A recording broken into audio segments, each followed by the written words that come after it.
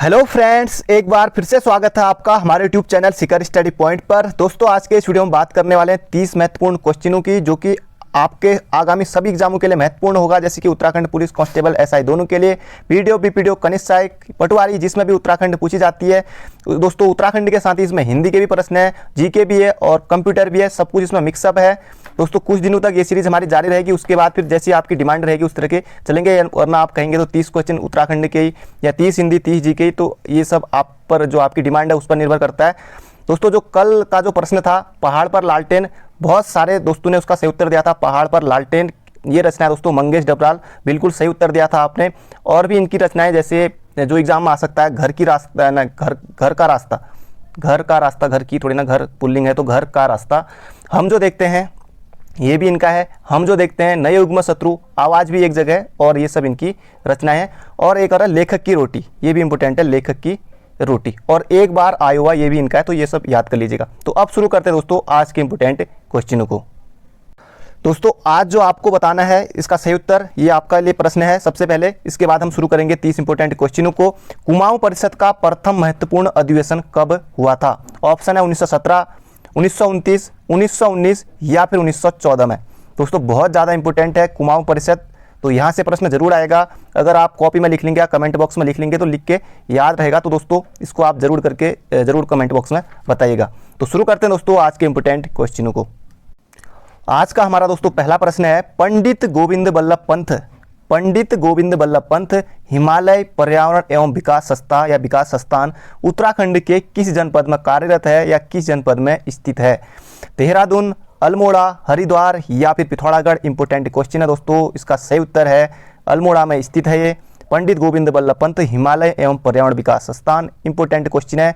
स्थापना हुई थी 1987 या 88, ये डेट देखने को मिलती है, 1987, 88 या 1988, अगर जो ऑप्शन रहे उस हिसाब से आप करिएगा इसको। अल्मोड़ा के पास है, किस नदी के तट पर है? थोड़ा अल्मोड़ा से आगे जाएंगे तो कोसी, जहाँ पर सूर्य मंदिर है, कटारमल का सूर्य मंदिर, वहीं पर ये गोविंद बल्लभ पंत हिमालय पर्यावरण विकास स्थान ये स्थित है। तो इंपॉर्टेंट क्वेश्चन है, अल्मोड़ा में, बिल्कुल याद रखिएगा, एग्जाम प्रश्न आएगा। अगला क्वेश्चन है, सूची को सूची ख से सुमेलित कीजिए। एक तरफ गुफाएं दी हुई है और एक तरफ दिया है स्थान कि ये कहाँ है करके। अब दोस्तों, इसमें से 3-4 गुफाएं, जनपद, तहसील, कुछ भी जो मेले हैं और जो नदी परियोजनाएं हैं, कुछ भी इस तरह से एग्जाम में देखने को मिल सकता है। कई बार दोस्तों, जैसे शंकर गुफा है, एक बार के लिए सिर्फ यही पूछ लिया गया कि 2018 के एग्जाम में, कनिष्ठ सहायक के एग्जाम में, कि शंकर गुफा कहाँ स्थित है? देवप्रयाग के पास, बद्रीनाथ के पास, इस तरह से एग्जाम में बना था। तो इसमें हम सभी जान लेंगे क्योंकि ये ज़्यादा हो गया, कोई ना कोई तो आपको जरूर पता होगा दोस्तों। अब हम सीधे यहाँ से चलते हैं। जैसे देवप्रयाग में है शंकर गुफा, ये मैंने आपको बता ही दिया, देवप्रयाग में है शंकर गुफा, तो ये मिल गया। व्यास गुफा दोस्तों बद्रीनाथ में है। वशिष्ठ गुफा टिहरी में, वशिष्ठ गुफा, वशिष्ठ कुंड, वशिष्ठ आश्रम, ये सब है टिहरी में। और भरत गुफा ये कहाँ हो जाएगी? गिरसा, जो कि गिरसा कहाँ है? ये चमोली में है। तो ये हो जाएगा हमारा सही। अब दोस्तों, ऑप्शन के हिसाब से याद करके, क्योंकि एग्जाम में टिक करना होता तब आप ऑप्शन पर जाते, लेकिन आपको ये याद रखने हैं, व्यास गुफा बद्रीनाथ के पास, वशिष्ठ गुफा टिहरी में, भरत गुफा गिरसा में और शंकर गुफा देवप्रयाग में। तो ये सब बिल्कुल याद रखेगा, इंपॉर्टेंट है। यहाँ से 1 नंबर के लिए या एक ही गुफा भी पूछी जा सकती है या फिर मिलान में भी पूछा जा सकता है। तो इंपॉर्टेंट क्वेश्चन है। बढ़ते हैं अगले क्वेश्चन की तरफ। अगला क्वेश्चन है, कौशिक समिति कब गठित की गई या कौशिक समिति का गठन कब किया गया? ये यहाँ पर इंपॉर्टेंट क्वेश्चन है, आपने थंबनेल में भी अभी देखा होगा स्टार्टिंग में। सन 1995 में, 95 में, 1993 में, 1994 में या फिर 1992 में? तो दोस्तों, कौशिक समिति इंपॉर्टेंट है, इसका गठन हुआ था 1994 में। अब आपने कहेंगे कि कहीं 93 भी पढ़ा है, लेकिन दोस्तों जो 1-2 साल पहले एग्जाम हुआ था, उसके बाद तो एग्जाम में ये नहीं पूछा गया, लेकिन उसमें जब ये सही उत्तर था इसका 1994 में। वैसे आपको नहीं पढ़ा होगा 1993 में भी, लेकिन 1994 जो लास्ट टाइम उत्तर दिया गया था इसका, 1994 में कौशिक समिति का गठन किया गया था, जनवरी 1994 में। कब? जनवरी 1994 में। इसने अपनी रिपोर्ट कब सौंपी थी? ये भी इंपॉर्टेंट है, एग्जाम में आता है, प्रश्न आएगा। मई 1994 में इसने कौशिक समिति ने अपनी रिपोर्ट दी थी।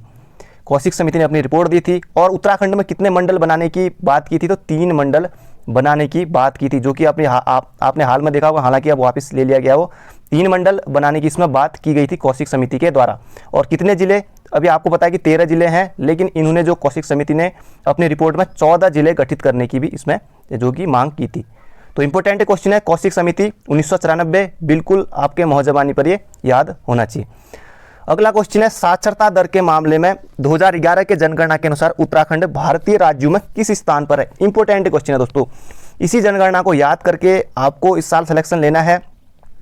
तो ये 2011 की जनगणना है और इसी को पढ़ के आपको सिलेक्शन लेना है। बाकी आप आगे को जो भी पढ़ते रहेंगे, खैर जो भी आप तैयारी करेंगे आगे को या करेंगे बहुत से लोग, तो तब भी आप पढ़ते रहेंगे, लेकिन इस बार इसी जनगणना को पढ़ के आपको सिलेक्शन लेना है। साक्षरता दर के मामले में 2011 की जनगणना के अनुसार उत्तराखंड भारतीय राज्यों में किस स्थान पर है, यहाँ पर पूछा गया 17वें और 13वें, 15वें या फिर 11वें।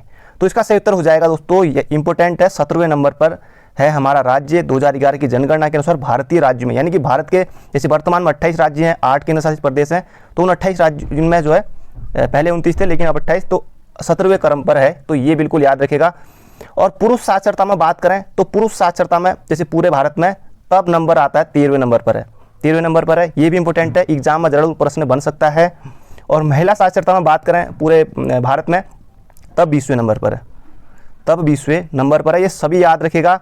एक बार फिर से बता देता हूँ, 2011 की भारतीय जनगणना के अनुसार उत्तराखंड भारतीय राज्यों में साक्षरता दर में 17वें नंबर पर है, महिला साक्षरता में 13वें नंबर पर है, सॉरी पुरुष साक्षरता में 13वें नंबर पर पुरुष, और महिला साक्षरता में 20वें नंबर पर। ये सभी याद रखेगा, इंपॉर्टेंट क्वेश्चन है, जरूर देखने को एग्जाम में मिलेगा।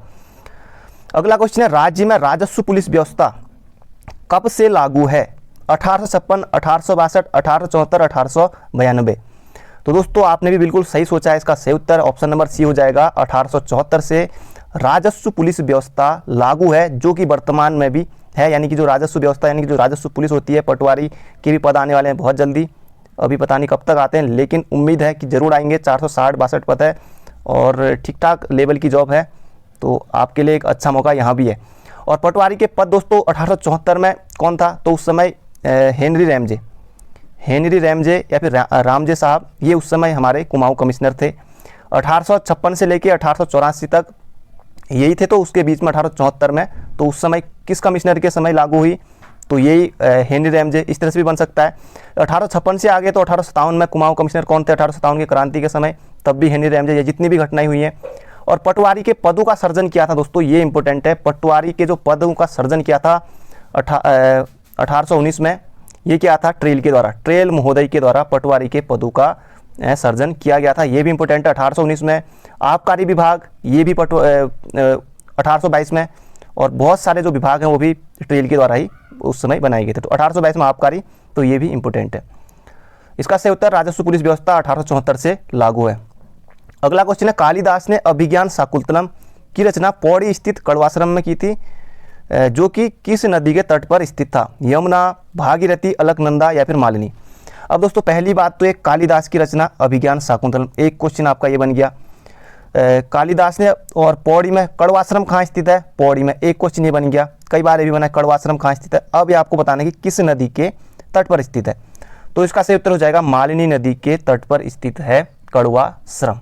कड़वाश्रम मालिनी नदी के तट पर है, इंपॉर्टेंट क्वेश्चन है। और कड़वाश्रम की बात करें दोस्तों, स्थित तो है पौड़ी में, और किन दो पर्वतों के मध्य स्थित है, ये भी इंपॉर्टेंट है, हेमकूट व मणिकूट, हेमकूट व मणिकूट पर्वतों के मध्य स्थित है कड़वाश्रम। और कड़वाश्रम को जो वर्तमान में जाना जाता है चौका घाट के नाम से जाना जाता है, तो ये भी इंपॉर्टेंट है। और कोटद्वार का नाम बदल कर भी कणु ऋषि के नाम पर कणु नगरी कर दिया गया है। अगला क्वेश्चन है, ये भी इंपॉर्टेंट क्वेश्चन है दोस्तों, अब हिंदी का आ गया है। छंद को पढ़ते समय आने वाले विराम को क्या कहते हैं, ये भी इंपॉर्टेंट क्वेश्चन है दोस्तों, एग्जाम में बना है प्रश्न, ग्राम विकास अधिकारी परीक्षा 2016 और एग्जाम में बना है। छंद को पढ़ते समय आने वाले विराम को क्या कहते हैं, गति, तुक, यति और गण। खैर ये तो दोस्तों यहाँ पर एक जगह एग्जाम में दिया था, मति भी दे रखा था, मति, तो वो खैर मति तो आप वैसे ही हटा देंगे, पर यहाँ पर गण है, तो यहाँ पर थोड़े ठीक ठाक के ऑप्शन है। तो छंद को पढ़ते समय आने वाले विराम को कहते हैं दोस्तों, इसका सही उत्तर हो जाएगा ऑप्शन नंबर बी, यति हो जाएगा सही। छंद में नियमित वर्ण या फिर जो मात्रा सांस लेने के लिए रुकना पड़ता है, जैसे हम बोलते हैं लगातार, तो सांस लेने के लिए रुकना पड़ता है, तो इस रुकने को ही कहा जाता है यति। तो ऑप्शन नंबर बी हो जाएगा हमारा बिल्कुल सही। अगला क्वेश्चन है संस्कृत भाषा के, अब हिंदी में दोस्तों ऐसा होता है कि आपको परिभाषा भी याद करनी पड़ती है, जैसे संज्ञा उपवाक्य, क्रिया विशेषण उपवाक्य, वो भी उस तरह के प्रश्न भी लाते रहूँगा, लेकिन बीच में भरने के लिए जरूर पूछता है इस तरह के प्रश्न। संस्कृत भाषा के वे शब्द जिनका हिंदी भाषा में प्रयोग करने पर रूप परिवर्तित नहीं होता, वे शब्द यहाँ पर भरना रहेगा, क्या कहलाते हैं? तत्सम, सरल, कठिन या फिर उद्भव। अब यहाँ पर ना तद्भव भी दे रखा है, ना संकर दे रखा है, ना कुछ। अब सरल, कठिन, उद्भव, ये तो सरल कठिन तो आप इस तरह से हटा देंगे, उद्भव भी नहीं होगा, इसका सही उत्तर हो जाएगा तत्सम। संस्कृत भाषा के शब्द जिनका हिंदी भाषा में प्रयोग करने पर रूप परिवर्तन नहीं होता, वे शब्द तत्सम कहलाते हैं। यानी कि जो संस्कृत के समान, तत् धन सम, तत् मतलब उसके, संस्कृत सम मतलब समान, तो इसका सही उत्तर दोस्तों तत्सम। इंपोर्टेंट क्वेश्चन है, जरूर बनेगा प्रश्न और आया भी है इस एग्जाम में। अगला क्वेश्चन है, अब दोस्तों ये जीके का प्रश्न आ गया है, निम्नलिखित में से किन अनुच्छेदों को आपातकाल के दौरान स्थगित नहीं किया जा सकता? इंपोर्टेंट क्वेश्चन है। अनुच्छेद 19, अनुच्छेद 20-21, अनुच्छेद 22-23, अनुच्छेद 24-25। अब दोस्तों ऑप्शन के हिसाब से आप बिल्कुल कर सकते हैं, इसका सही उत्तर हो जाएगा ऑप्शन नंबर बी, अनुच्छेद 20 और 21 अनुच्छेद को आपातकाल के दौरान भी स्थगित नहीं किया जा सकता। इंपोर्टेंट क्वेश्चन है अनुच्छेद 20 और 21, ये याद रखिएगा। अनुच्छेद 19 में वाक कौम अभिव्यक्ति की स्वतंत्रता, ये भी इंपोर्टेंट है। तो बढ़ते हैं अगले क्वेश्चन की तरफ। अगला क्वेश्चन है, यहाँ पर आपको भरना रहेगा, वनों में वृक्ष एक निश्चित मौसम में अपने पत्तों का त्याग करते हैं, किसमें, ये आपको बताना है। दोस्तों बहुत सारे जो एग्जाम होते हैं, किसी एग्जाम में इस तरह के लगातार इस तरह के क्वेश्चन भरने के लिए आपको दे देगा। कुछ क्वेश्चन जैसे पिछली बार जो पटवारी का हुआ था, उसमें लगभग कि हर एक क्वेश्चन में लगभग इस तरह से भरने के लिए, चाहे यहाँ पर चाहे बीच में, इस तरह इसके प्रश्न, जैसे ये थोड़ा कि लगता है कि इससे टफ है, लेकिन होता नहीं है, अगर आप पढ़ेंगे तो आसानी से उत्तर कर सकते हैं। सदाबहार, गरान, पर्णपाती या फिर कंटीले। तो दोस्तों यहाँ पर हम भरेंगे पर्णपाती। पर्णपाती वनों में एक वृक्ष निश्चित मौसम में अपने पत्तों का त्याग कर देते, तो पर्णपाती ऑप्शन नंबर सी, बिल्कुल याद रखिएगा। अगला क्वेश्चन है, भारत में शून्य आधारित बजट, ये आपने थंबनेल में देखा होगा, भारत में शून्य आधारित बजट किस वर्ष से पहली बार प्रयोग किया गया था? इंपोर्टेंट क्वेश्चन है और एग्जाम में जरूर बनेगा। 1984, 1985, 1988 या फिर 1987। तो दोस्तों इसका सही उत्तर हो जाएगा, भारत में शून्य आधारित बजट सर्वप्रथम 1987 में प्रयोग किया गया था। कहाँ? आंध्र प्रदेश में। आंध्र प्रदेश सबसे पहले राज्य था जिसने कि प्रयोग किया था, तो ये भी इंपॉर्टेंट है, किस राज्य ने? आंध्र प्रदेश, और 1987 में। अब बढ़ते हैं अगले क्वेश्चन की तरफ। दोस्तों ये मैंने आपसे कम्युनिटी टैब में भी पूछा था, ये प्रश्न है, सुरक्षा परिषद में स्थायी सदस्यों की संख्या कितनी है? सुरक्षा परिषद में स्थायी सदस्यों की संख्या कितनी है? इंपॉर्टेंट क्वेश्चन है, लगभग बहुत जगह एग्जाम प्रश्न आ चुका। 3, 5, 4 या फिर 6। तो दोस्तों इसका सही उत्तर आपने बिल्कुल सही सोचा है, इसका सही उत्तर हो जाएगा ऑप्शन नंबर बी, 5। ये इंपॉर्टेंट है, कितने स्थायी हैं, और पिछली बार एग्जाम में बना था कितने अस्थायी हैं। दोनों दोस्तों ये अस्थायी स्थायी दोनों में, जबकि वहाँ पर ऑप्शन 5 भी रहा था, 10 भी रहा था, 15 भी रहा था, तब क्योंकि और भी ऑप्शन रहे थे। तो इस तरह से टोटल होते हैं इसमें कितने? 15 टोटल हैं 15। 5 तो हैं स्थायी यानी कि परमानेंट, और 10 हैं अस्थायी, 10 हैं अस्थायी, तो ये हो गए 15। अब 5 स्थायी कौन कौन से हैं, इनमें से कौन सा नहीं है, ये भी दोस्तों एग्जाम में पूछ सकता है। तो एक तो अमेरिका, ये याद रखिए, अमेरिका तो है, ब्रिटेन भी है, ये भी बनेगा प्रश्न, ब्रिटेन भी है, चीन भी है, रूस भी है और फ्रांस भी है। तो ये सभी स्थायी में है, तो इनमें से कौन सा एक सुरक्षा परिषद में स्थायी सदस्य नहीं है? तो इस तरह से प्रश्न बन सकता है, अमेरिका, रूस, ब्रिटेन, चीन, फ्रांस, तो इन सभी को याद रख लीजिए, कोई भी ऑप्शन आए तो आप कर ले जाएंगे। अगला क्वेश्चन है, निम्न में से कौन सा स्थान कैलाश मानसरोवर में सबसे कम दूरी पर है? कम दूरी पर है, तो ये आपको बताना है। कैलाश मानसरोवर यात्रा जो कि दोस्तों जून से सितंबर माह के बीच में होती है।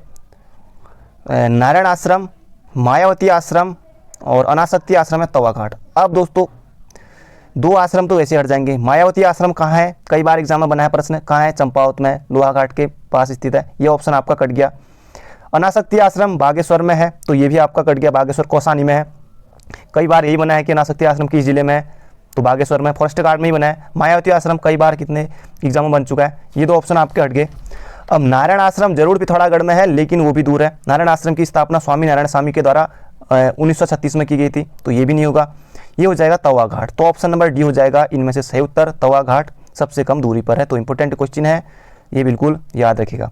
और कुमाऊं मंडल विकास निगम, ITBP और भारत सरकार के जो विदेश मंत्रालय, इनके द्वारा कैलाश मानसरोवर यात्रा का जो आयोजन किया जाता है। तो ये इंपॉर्टेंट क्वेश्चन है। अगला क्वेश्चन है, ओम पर्वत स्थित है, ओम पर्वत स्थित है उत्तरकाशी में, रुद्रप्रयाग में, चमोली में या फिर पिथौरागढ़ में। ओम पर्वत दोस्तों ये हो जाएगा पिथौरागढ़ में, ऑप्शन नंबर डी हो जाएगा हमारा बिल्कुल सही। खोज की थी बिपिन चंद्र पांडे ने, तो ये भी बिल्कुल याद रखिएगा। ओम पर्वत कहाँ स्थित है? पिथौरागढ़ में। तो इंपॉर्टेंट क्वेश्चन है, एग्जाम में जरूर बनता है। ओम पर्वत पिथौरागढ़ में स्थित है, तो ये बिल्कुल आपको याद रखना है।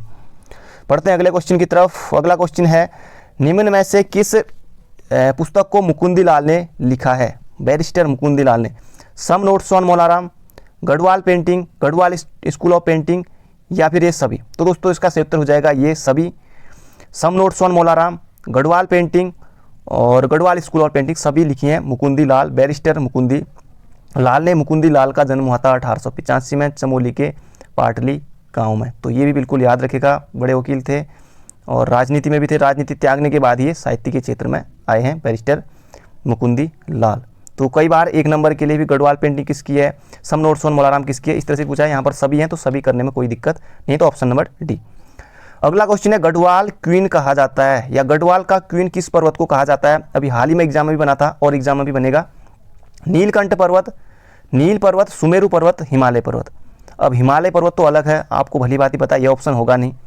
सुमेरु पर्वत, नील पर्वत या फिर नीलकंठ पर्वत। तो दोस्तों गढ़वाल का क्वीन कहा जाता है नीलकंठ पर्वत को। नीलकंठ पर्वत को, जो कि कहाँ स्थित है? चमोली में।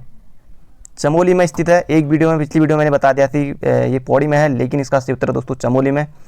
और इसकी जो ऊंचाई है वो है 65-97 मीटर, 65-97 मीटर है। सुमेरु पर्वत उत्तरकाशी में है। नील पर्वत और विल्व पर्वत ये सभी कहाँ हैं? हरिद्वार में। तो हरिद्वार में नीलकंठ को कहा जाता है गढ़वाल की क्वीन। ऑप्शन नंबर ए हो जाएगा हमारा बिल्कुल सही। अगला क्वेश्चन है, 2 राज्यों का मुख्यमंत्री बनने का गौरव किसे प्राप्त हुआ? 2 राज्यों, यानी कि 2 राज्य कौन? एक हमारा पड़ोसी राज्य यूपी और अपना पैरा उत्तराखंड। हेमती नंदन बहुगुणा, भगत सिंह कोश्यारी, नित्यानंद स्वामी या फिर ND तिवारी। तो दोस्तों इसका सही उत्तर हो जाएगा हेमती नंदन बहुगुणा जरूर रहे, लेकिन ये नहीं होंगे। इसका सही उत्तर हो जाएगा ND तिवारी। ND तिवारी, नारायण दत्त तिवारी, विकास पुरुष नाम से इनको जाना जाता था। विकास पुरुष के नाम से इनको जाना जाता है। तो ये ND तिवारी, नारायण दत्त तिवारी 3 बार तो रहे हैं यूपी के, 3 बार रहे हैं यूपी के। उस समय हालांकि हम भी यूपी में थे तब, मतलब यूपी के मुख्यमंत्री। और उसके बाद 2002 से लेके एकमात्र अभी तक जो मुख्यमंत्री हैं जिन्होंने कि अपना कार्यकाल पूरा किया है, तो 2007 तक एकमात्र अभी तक के वर्तमान तक, क्योंकि जो TSR त्रिवेंद्र रावत हैं उन्होंने इस्तीफा दे दिया। हालांकि वो दूसरे मुख्यमंत्री बन सकते थे, लेकिन उन्होंने पहले इस्तीफा दे दिया। तो एकमात्र अभी तक है जिन्होंने कि अपना पहला कार्यकाल पूरा किया अभी तक, मतलब कि पूरे 5 वर्ष पूरे किए। तो नारायण दत्त तिवारी। भगत सिंह कोश्यारी ये भी रहे उसके बाद, और अभी वर्तमान में महाराष्ट्र और गोवा के राज्यपाल हैं। नित्यानंद स्वामी ये हमारे पहले मुख्यमंत्री रहे। ऑप्शन नंबर जो ये हैं डी में है। हेमती नंदन बहुगुणा, गढ़वाल का चंदन हेमती नंदन, तो ये भी दोस्तों यूपी के मुख्यमंत्री रहे हैं। जब इंदिरा गांधी के साथ जब आपातकाल लगा था तो उस समय, उसके बाद इन्होंने इस्तीफा भी दे दिया था मुख्यमंत्री पद से HNB ने। तो इसका सही उत्तर हो जाएगा दोस्तों नारायण दत्त तिवारी। इंपॉर्टेंट क्वेश्चन है, जरूर यहाँ से प्रश्न बनता है। अगला क्वेश्चन है, उत्तराखंड में टेक्सोलॉजिकल रिसर्च सेंटर कहाँ स्थित है? देहरादून में, हल्द्वानी में, इनमें से कोई नहीं और रुड़की में। तो दोस्तों इसका सही उत्तर होगा ऑप्शन नंबर बी, रुड़की में। उत्तराखंड में टेक्सोलॉजिकल रिसर्च सेंटर कहाँ स्थित है? तो रुड़की में है। ऑप्शन नंबर बी हो जाएगा हमारा बिल्कुल सही। दोस्तों जितने भी सारे प्रश्न हैं, जैसे यहाँ पर है, जैसे निष्कलंक है अगला प्रश्न हमारा, तो आपके मन में भी सीधे सीधे इसका उत्तर चल जाना चाहिए कि हाँ इसका सही है, उसका उत्तर ये है। तो आपके मन में भी 5 सेकंड के अंदर इसका सही उत्तर आ जाना चाहिए। तो नि धन कलंक का सही संधि विच्छेद आपको करना है। संधि विच्छेद तो क्या करना है, इसको शुद्ध लिखना है। संधि विच्छेद तो किया हुआ है यहाँ पर, इसको शुद्ध हमको बताना है कि निष्कलंक से किस तरह से लिखा जाएगा। निस इसको हटा दीजिए, निस इसको भी हटा देंगे, निस ये भी हटा देंगे, ये तो कलंक लिखिए। तो इसका सही उत्तर ऑप्शन नंबर डी, निष्कलंक। निष्कलंक कौन सी संधि होगी? तो विसर्ग दिख गया तो विसर्ग संधि होगी, इसमें विसर्ग संधि होगी। अब सिलेबस में विसर्ग संधि नहीं है, लेकिन दोस्तों आपको सभी पढ़ना है। आयोग व्यंजन संधि सभी सब पूछ चुका है हाल के एग्जाम में भी। अब संधि क्या है, स्वर संधि, व्यंजन संधि, विसर्ग संधि, उसमें कौन सा भारी है संधि पढ़ने में, तो कोई ऐसी बात है नहीं। तो आपको सभी संधि पढ़नी है, रोज़ मैं प्रैक्टिस आपके लिए लेके आता हूँ। तो निष्कलन से विसर्ग संधि है, बिल्कुल याद रखिएगा, जरूर एग्जाम में प्रश्न बनेगा, कोई भी बन सकता है, आपको संधि पहचाननी आनी चाहिए बस। अगला क्वेश्चन है दोस्तों, अब ये जीके का प्रश्न आ गया है, युद्ध है और इसको आपको सुमेलित करना है। कोई ना कोई युद्ध आपको सभी वैसे मौजबानी याद होंगे, लेकिन आपको एक दो भी याद हैं, तब भी आप ये ऑप्शन देखिए ABCD और आप आसानी से टिक कर सकते हैं। दोस्तों अभी तक आपने वीडियो को लाइक नहीं किया तो एक लाइक जरूर कर दीजिए, और जाते जाते दोस्तों वीडियो को एक शेयर जरूर करेगा, और आप चैनल पर नए हैं और चैनल को सब्सक्राइब भी जरूर कीजिएगा। तो युद्ध और वर्ष सुमेलित करते हैं। पानीपत का प्रथम युद्ध, ये तो लगभग सभी को पता होगा। पानीपत का प्रथम युद्ध बाबर और इब्राहिम लोदी, बाबर विजयी हुआ था 1526 में। पलासी का युद्ध 1757 में, और हल्दी घाटी का युद्ध 1576 में, अकबर और महाराणा प्रताप। तालीकोटा का युद्ध 1565 में। ये आपको कोई ना कोई ऑप्शन में मिल जाता। यहाँ पर जैसे पानीपत का ऑप्शन नंबर बी की तरफ 1 या 2 में जाएंगे, जैसे पहले का किस में जाएंगे, दूसरे में, तो ये 2 ऑप्शन है, 2 तो हमारे इसे हट गए। तो इसका सही उत्तर दोस्तों ये ऑप्शन छोड़ दीजिए, इन्हें याद रखिए। पानीपत का प्रथम युद्ध 1526 में, पलासी 1757 में, हल्दी घाटी 1576 में, और तालीकोटा का 1565 में। सभी के सभी याद रखिए। बढ़ते हैं अगले क्वेश्चन की तरफ। अगला क्वेश्चन है, नीचे लिखे वाक्यों में किस वाक्य में सर्वनाम का अशुद्ध प्रयोग हुआ है। तो यही हमारा प्रश्न है, सर्वनाम का अशुद्ध प्रयोग हुआ है। अब सर्वनाम क्या होता है, अब दोस्तों जो संज्ञा के स्थान पर प्रयुक्त हो वही हमारा क्या होता है, सर्वनाम होता है। वह सर्वनाम है, ये आप पहचानना है। स्वयं यहाँ नहीं आना चाहती, सही लग रहा है, वह स्वयं यहाँ नहीं आना चाहती, तो कोई दिक्कत नहीं आना चाहती। तो आपके आग्रह पर मैं दिल्ली जा सकता हूँ, ठीक है, आप बुलाएंगे तो मैं दिल्ली चले जाऊँगा, बिल्कुल। मैं तेरे को एक घड़ी दूंगा, मुझे एक बैठक की सूचना नहीं थी। अब दोस्तों यहाँ पर मैं तेरे को नहीं होना चाहिए था, ये तेरे, यहाँ पर तुझे होना चाहिए था, तो यही हो जाएगा हमारा बिल्कुल अशुद्ध। पहचानना आपको आना चाहिए, तुझे, ये तेरे को नहीं होना चाहिए, यहाँ पर तुझे। मैं तेरे को एक घड़ी दूंगा, तू मेरे को, तेरे को इस तरह का, तुझे, मैं तुझे एक घड़ी दूंगा, तुझे एक घड़ी दूंगा, तो ये हो जाएगा सही। और मुझे इस बैठक की सूचना नहीं थी, तो आपने बताया नहीं, तो सूचना जब आप बताएंगे तभी सूचना होगी। तो इसका सही उत्तर दोस्तों आपने पहचान लिया है, मैं तेरे को एक घड़ी दूंगा, तो ये पहचानने की ट्रिक है। बाकी वह इसमें सर्वनाम है, तेरे को जैसे मैं आपके आग्रह पर दिल्ली जा सकता हूँ, सभी सही है। तो बढ़ते हैं अगले क्वेश्चन की तरफ। अगला क्वेश्चन है दोस्तों, ये कंप्यूटर का प्रश्न आ गया है। उन नियमों के समूह को क्या कहते हैं, उन नियमों के समूह को क्या कहते हैं, उन नियमों के समूह को क्या कहते हैं जिसके द्वारा डाटा कम्युनिकेशन संगणक होता है।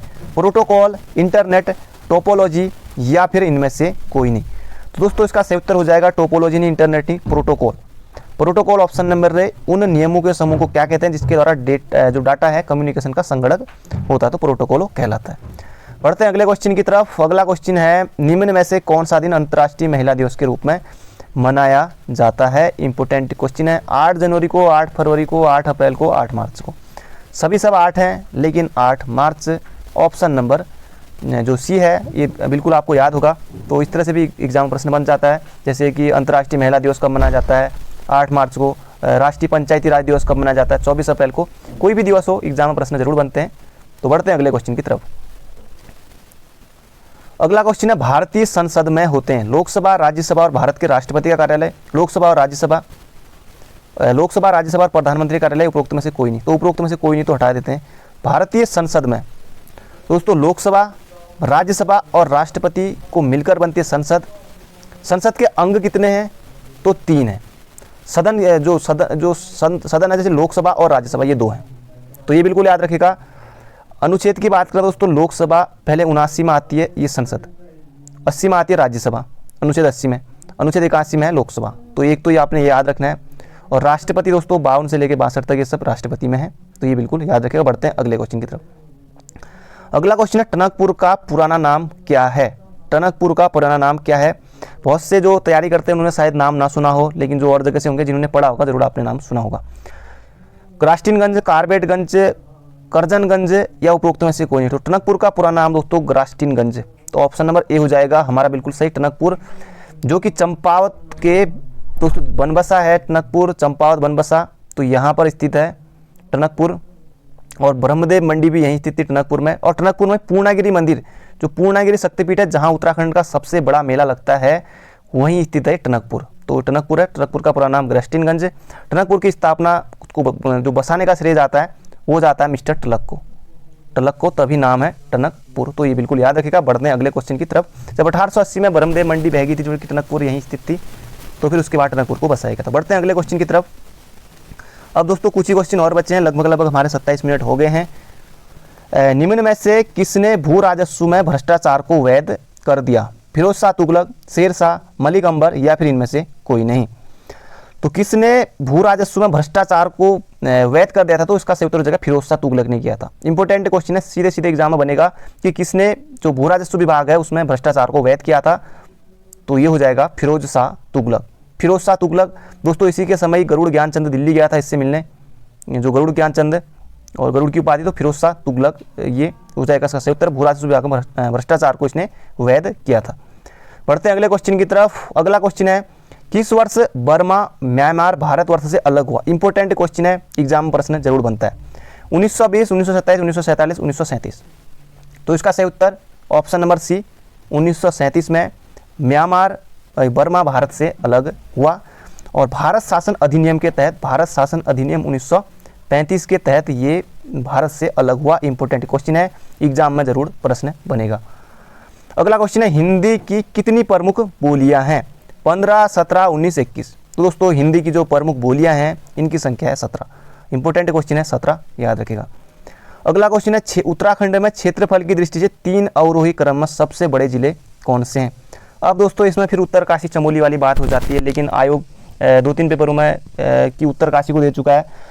लेकिन दोस्तों अब मैं जो इसमें अभी जो हाल ही में रिपोर्ट आई थी, लेकिन उसमें उत्तरकाशी को माना है, तो आप अब उत्तरकाशी कीजिएगा। अगर आयोग फिर से अगर उत्तरकाशी देता है, अगर नहीं आपको चमोली करना है इस बार से, अगर उत्तरकाशी देता है तो फिर इसके लिए जो है आयोग को जो है कि स्पष्टीकरण के लिए आयोग से जवाब, क्योंकि हम इसमें वो करेंगे।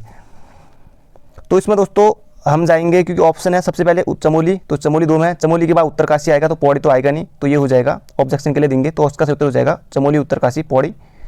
अगर यहाँ पर पिथौरागढ़ रहता तीसरे नंबर पर तो पिथौरागढ़ करते, लेकिन यहाँ पर पौड़ी है, तो ये हम करेंगे ऑप्शन नंबर बी।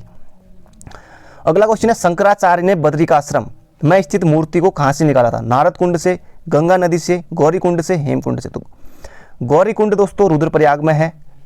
किस यात्रा की शुरुआत, किस धाम की यात्रा की शुरुआत गौरी कुंड से पैदल होती है? तो केदारनाथ। तो ये तो है नहीं। हेमकुंड चमोली में गंगा नदी है। इसका सही उत्तर नारद कुंड से। नारद कुंड चमोली में है। शंकराचार्य ने बद्रिकाश्रम की मूर्ति को नारद कुंड से निकाला था, फिर स्थापित किया था। तो नारद कुंड चमोली, ऑप्शन नंबर ए, आदिगुरु शंकराचार्य ने। अगला क्वेश्चन है, विच्छिन्न का अर्थ है टूटा हुआ, जुड़ा हुआ, थोड़ा सा, जरा सा, छना हुआ। तो दोस्तों विच्छिन्न, छिन्न मतलब कि होता है कि टूट गया हो, तो इसका सही उत्तर होगा ऑप्शन नंबर ए, विच्छिन्न का अर्थ है टूटा हुआ। ये हिंदी का प्रश्न है, विच्छिन्न का अर्थ है टूटा हुआ, तो ऑप्शन नंबर ए। अगला क्वेश्चन है दोस्तों, ये हमारा आखिरी क्वेश्चन है, यम नचिकेता की कहानी किस उपनिषद में है? कठोपनिषद, केनोपनिषद और बृहदारण्यकोपनिषद या फिर प्रश्नोपनिषद। तो इसका सही उत्तर हो जाएगा यम नचिकेता संवाद जो कहानी उपनिषद में, ये तो हो जाएगा ऑप्शन नंबर ए, कंठोपनिषद। तो ऑप्शन नंबर ए हो जाएगा हमारा बिल्कुल सही। तो ये थे दोस्तों आज के 30 क्वेश्चन। 30 में से आपके कितने सही हुए कमेंट बॉक्स में जरूर बताएगा। बाकी मिलेंगे कल को एक धमाकेदार वीडियो के साथ, तब तक अपना ध्यान रखेगा। Thank you friend, thank you so much. कल का जो पार्ट है अगर आपने वो नहीं देखा है दोस्तों, प्लेलिस्ट में मिल जाएगा और डिस्क्रिप्शन में भी लिंक है, आप वहाँ से भी देख सकते हैं। बाकी मिलेंगे कल को एक नई वीडियो में। तो thank you friend, thank you so much.